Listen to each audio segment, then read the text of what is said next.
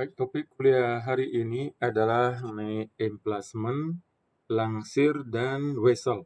Jadi sekali lagi ya, saya ingatkan bahwa walaupun kita belum memiliki kereta api di Bali, tapi paling tidak ya istilah-istilah yang ada terkait kereta api ini mulai kita pahami.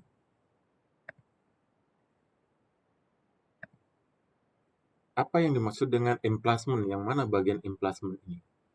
Emplacement adalah tempat terbuka atau tanah lapang yang disediakan untuk jawatan atau satuan bangunan. Tanah lapang di dekat stasiun untuk keperluan jawatan kereta api. Atau dengan definisi lain, emplacement adalah bagian dari kompleks stasiun, yang mana di sana ada lapangan terbuka dan terdapat susunan jalan-jalan rel kereta api atau sepur beserta kelengkapannya.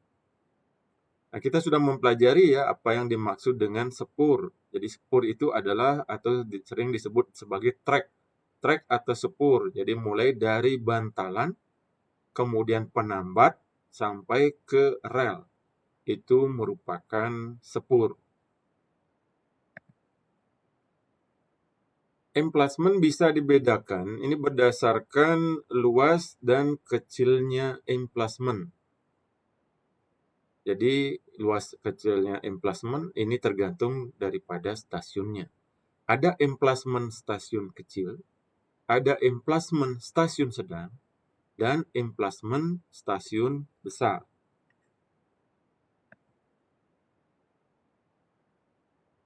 Emplacement stasiun kecil. Nah, kalau kita lihat di dalam foto, ini adalah sebuah stasiun yang kecil.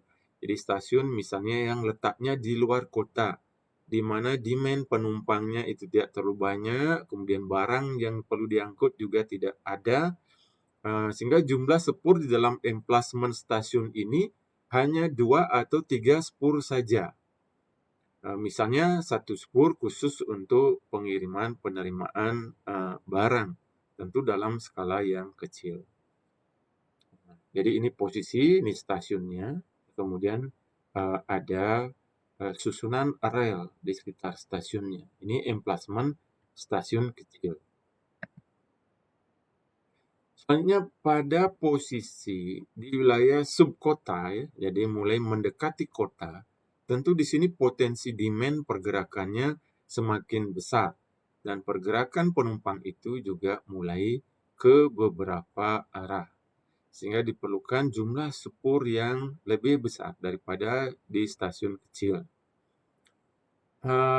Misalnya adalah diperlukan adalah sepur barang, kemudian untuk langsir, kemudian sepur untuk simpan.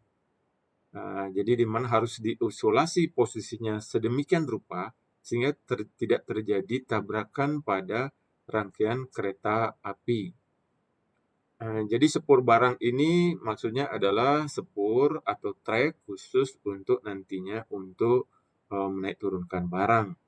Sedang tentu posisinya harus di luar daripada sepur untuk melayani pergerakan penumpang menerus. Kemudian juga ada sepur langsir, di mana sepur langsir ini tujuannya adalah untuk tempat menyusun antara lokomotif yang digandengkan dengan kereta maupun gerbong sesuai kebutuhan. Kemudian ada sepur simpan, jadi ini adalah tempat misalnya menyimpan lokomotif. Tentu dia harus berada di luar trek dari pengangkutan penumpang maupun barang utama. Sehingga itulah yang kemudian berada di dalam kawasan stasiun sedang. Kemudian emplacement stasiun besar, jadi ini akan berada di pusat kota ya, di mana susunan sepurnya itu cukup banyak karena penumpang demand-nya juga banyak dan ke segala arah. Sehingga kita lihat trek atau sepurnya juga ada banyak. Misalnya trek 1 itu adalah penumpang untuk jurusan ke arah barat, trek 2 untuk penumpang ke arah utara, trek 3 untuk penumpang ke arah timur misalnya.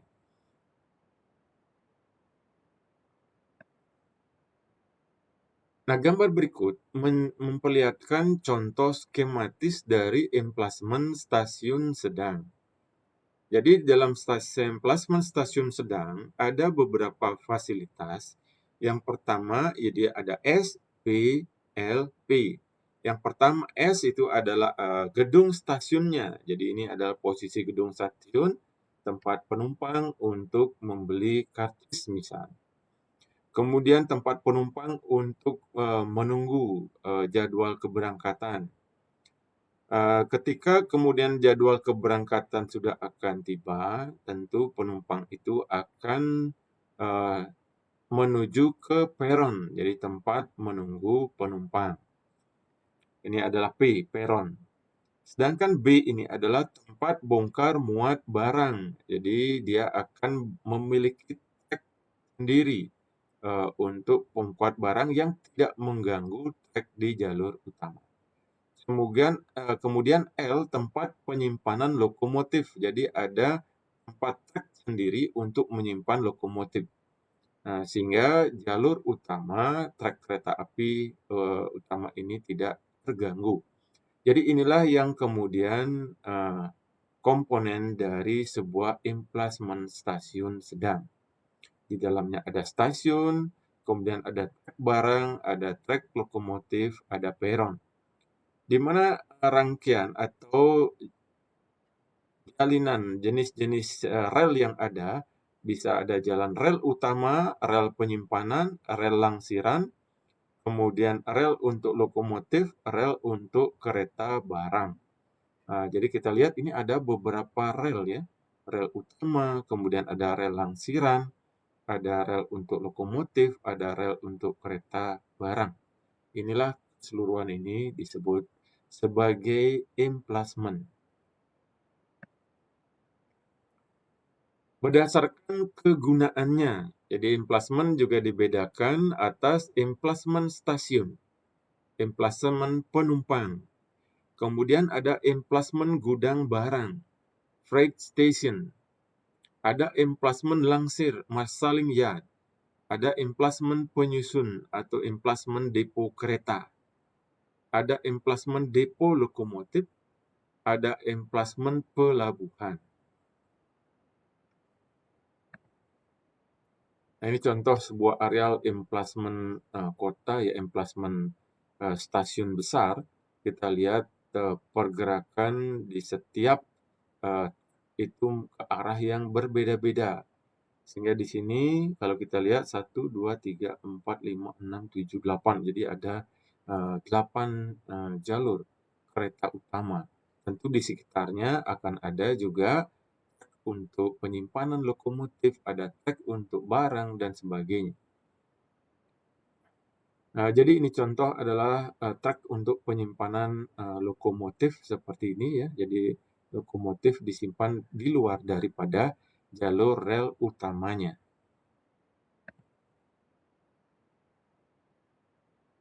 Emplasmen stasiun atau emplasmen penumpang ini gunanya memberikan kesempatan penumpang membeli karcis, naik ke dalam atau turun dari kereta api.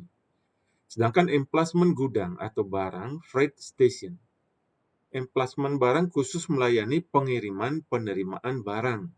Tentu letaknya dari emplasmen barang gudang atau barang ini adalah dekat dengan daerah-daerah industri, daerah-daerah perniagaan.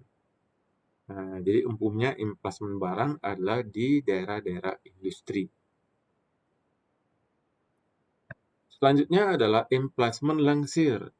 Jadi emplasmen langsir ini adalah tempat untuk mengatur, menggandengkan, merangkaikan antara lokomotif, kemudian kereta api dengan gerbongnya. Sehingga di sini akan cukup bising ya, sehingga letaknya harus jauh dari permukiman. Di tempat posisi untuk merangkaikan daripada lokomotif, kereta, dan gerbong. Harus jauh dari permukiman, kantor maupun sekolah, rumah sakit itu yang sensitif terhadap kebisingan. Emplasmen penyusun atau emplasmen depo kereta. Ini adalah kegunaannya jadi depo kereta untuk tempat membersihkan kereta, memeriksa kereta, memperbaiki kerusakan-kerusakan yang ada kereta, melengkapi kereta, menyusun kereta kembali menjadi rangkaian kereta yang disiapkan di Sepur untuk siap berangkat. Jadi itu emplacement depo kereta. Selanjutnya emplacement depo lokomotif.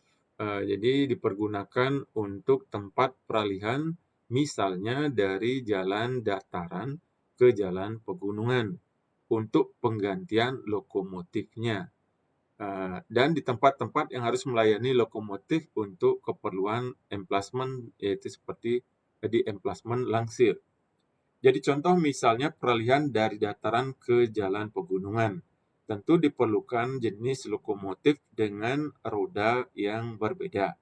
Untuk daerah pegunungan diperlukan lokomotif dengan roda yang bergerigi.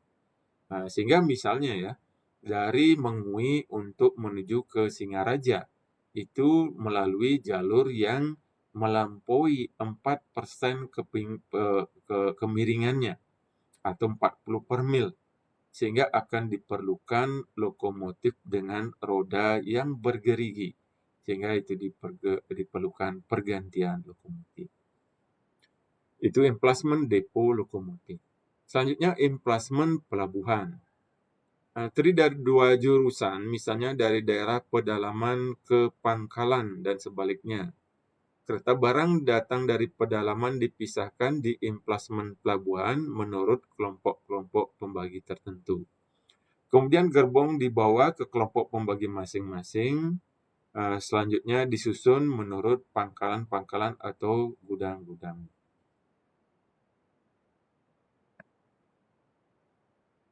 Nah, lebih detail adalah contoh kondisi langsir ya.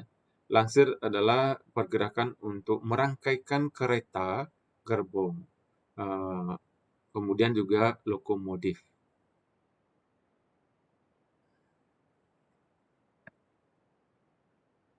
Karena proses langsir ini membutuhkan keahlian khusus, jadi biasanya dipandu oleh seorang juru langsir. Nah, juru langsir ini bisa langsung turun ke lapangan di dalam merangkaikan lokomotif, kereta, dan gerbong, atau mengendalikannya dari rumah langsir. Tujuan dari langsir menyusun rangkaian kereta. Jadi tergantung ya jenis penumpangnya. Apakah ini melayani penumpang bisnis, ekonomi, atau gabungan keduanya. Tentu akan dirangkaikan dengan kereta ekonomi dan kereta bisnis. Apakah juga akan melayani gerbong barang? Tentu dirangkaikan juga dengan gerbong barang. Umumnya tentu kereta barang itu akan terpisah dengan kereta penumpang ya, karena karakteristiknya yang berbeda, kebutuhannya yang berbeda. Juga untuk menambah gerbong atau mengurangi gerbong di dalam rangkaian, menghapuskan rangkaian bagi kereta yang akan kembali ke depo kereta api. Tempat pelaksanaan langsir. Jadi langsiran dapat dilakukan di wilayah stasiun kereta api maupun di wilayah stasiun dengan ketentuan tidak mengganggu perjalanan kereta api. Jadi asalkan pada daerah stasiun kereta api itu tersedia memang trek atau sepur langsirannya, seperti yang sudah diuraikan tadi. Batas langsiran di wilayah stasiun ditentukan sampai tanda batas langsiran umumnya pada jarak 50 meter dari arah sinyal masuk ke arah stasiun. Jadi itu sudah merupakan batas dari langsiran.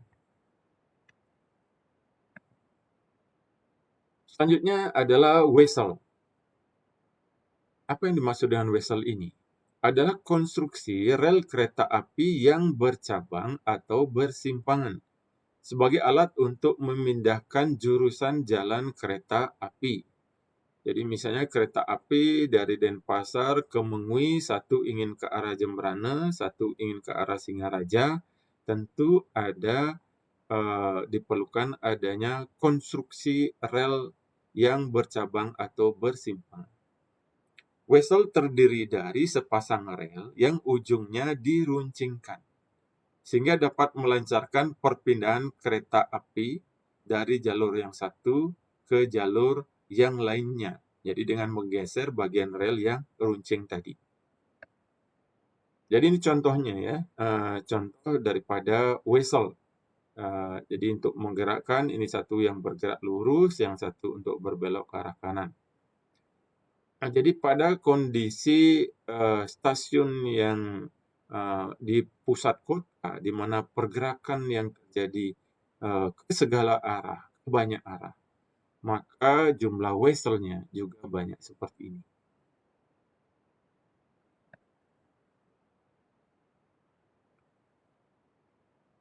Jadi ini tadi yang dimaksudkan yang berbentuk runcing tadi untuk memudahkan nantinya perpindahan daripada rel kereta api.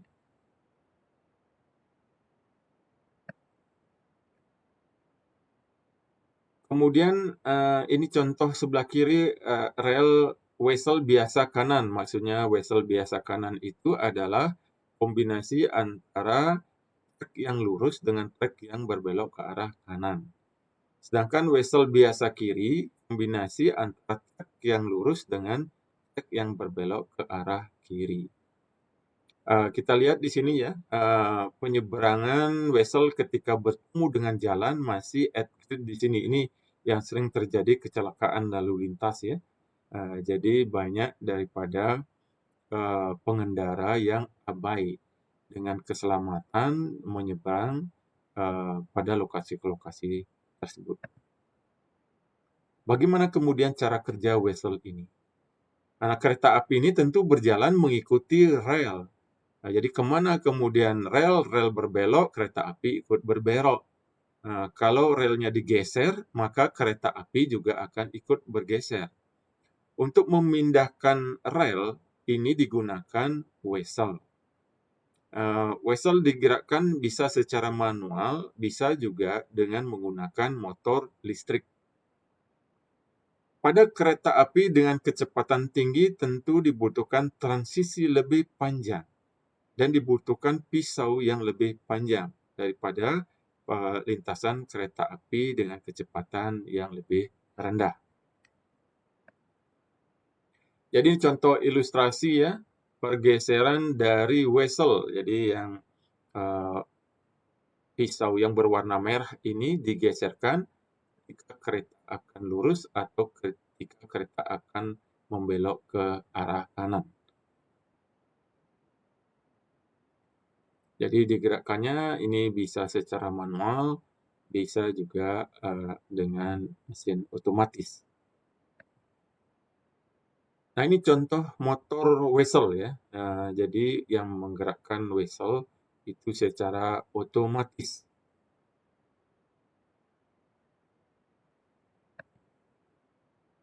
Jenis-jenis wesel, ada wesel biasa, ada wesel dalam lengkung, ada wesel 3 jalan, dan ada wesel Inggris.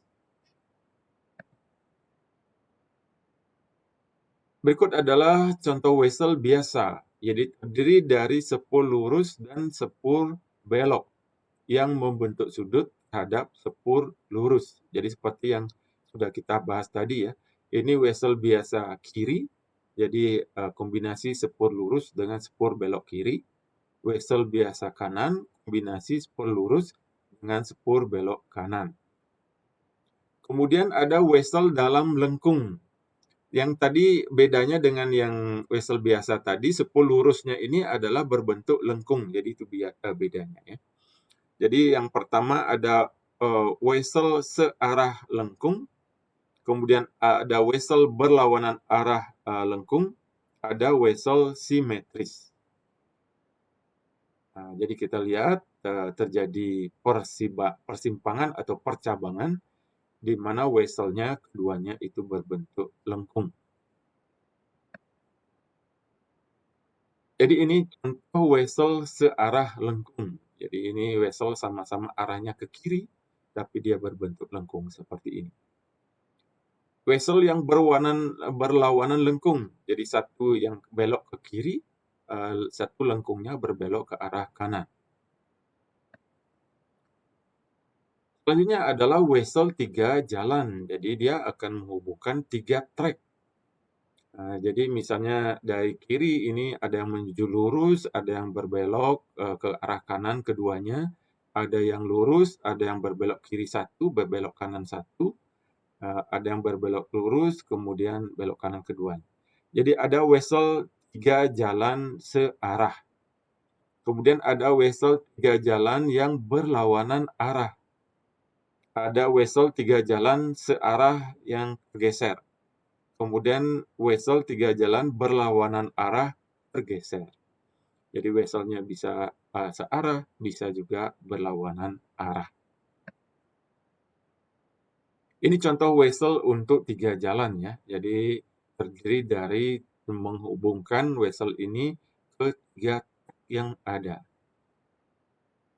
Nah, kita lihat ini ada mesin-mesin otomatis untuk menggerakkan pisau-pisau weselnya. Wesel Inggris, jadi adalah wesel yang dilengkapi dengan gerakan-gerakan lidah serta sepur belok. Ini adalah wesel Inggris penuh.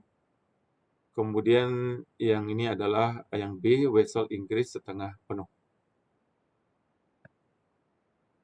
Nah, ini wesel Inggris lengkap.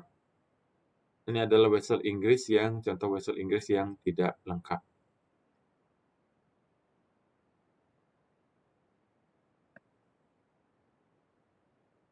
Selanjutnya komponen wesel. Jadi komponen wesel terdiri dari lidah, jarum beserta sayap, rel lantak, rel paksa, dan penggerak wesel. Jadi ini contoh wesel, ada rel lantak. Jadi ini adalah rel lantak. Kemudian ini adalah mesin penggerak dari wesel, bisa otomatis, bisa juga manual. Kemudian ini adalah yang merah ini lidah dari wesel. Tadi kita sebut sebagai pisau-pisau wesel. Kemudian ada pusat wesel, ada sayap wesel, kemudian ada rel paksa. Kemudian yang terakhir ada jarum. Jadi inilah merupakan komponen dari wesel. Nah, ini contoh sayap. Jadi ilustrasi fotonya adalah seperti ini. Kemudian ini adalah jarum. Kemudian kiri kanan ini adalah sayap. Sedangkan lidah wesel. Ini adalah merupakan lidah wesel, yaitu adalah bagian dari wesel yang dapat bergerak dan ujung lidahnya dinamakan sebagai akar wesel. Jenis lidah ini ada dua. Yang pertama lidah putar, yaitu lidah yang mempunyai engsel di akarnya. Sedangkan lidah berpegas, lidah yang akarnya dijepit sehingga dapat melentur. Nah, ini adalah rel lantak stok rel ya. Jadi di bagian ujung-ujung ini merupakan stok rel, merupakan rel yang diperkuat badannya, berguna sebagai sandaran untuk lidah-lidah weselnya. Selanjutnya rel paksa, guard rail, digunakan untuk mencegah rel luar dilanggar oleh roda-roda dalam lengkungan. Rel paksa luar biasanya dibuat pada rel lantak dengan menempatkan blok pemisah di antaranya.